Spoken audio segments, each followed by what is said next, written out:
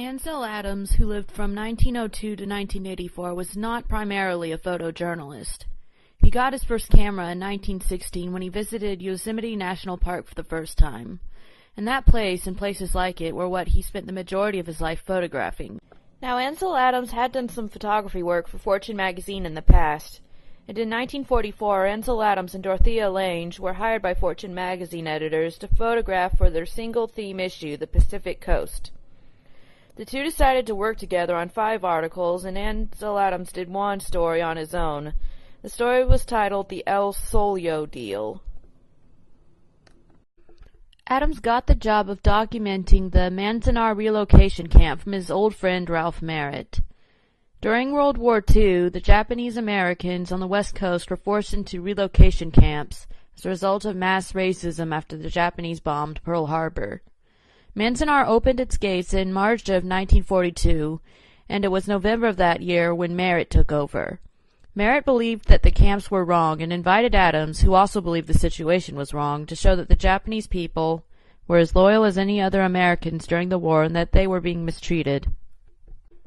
Adams' photography here is remarkable because it showed the Japanese as individuals instead of an anonymous group who were making their camps into homes in spite of the horrible mistreatment they were going through.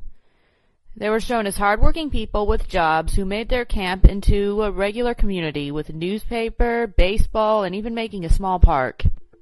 Adams was not allowed to photograph the watchtowers, the barbed fences, or the guns, but he still showed the hardness of their lives with the bleak barracks and the people lined up for meals, and even the reality that many of the sons and daughters of these families were fighting in the war while their families were imprisoned at home. In January 1944, Adams showed his photos to the people of the Manzanar camp, and then in the spring to an exhibition in New York. His critic Maloney agreed to publish his work as a book called Born Free and Equal, the story of loyal Japanese Americans in late 1944 for the price of $1.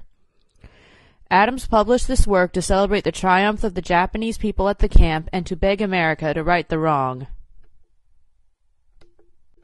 The book was received well by the press, though being hard to find due to the paper shortages of the war. As Lady Roosevelt said, this book inspired people to temper their prejudices, and it took a long time, but eventually the Japanese Americans received the apology that they deserved.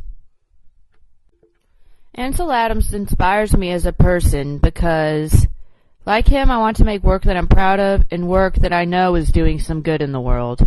I do not want to be exactly like him as a person, but as a photojournalist, I hope that I can make work that I'm proud of and work that people will pay me for, just like him.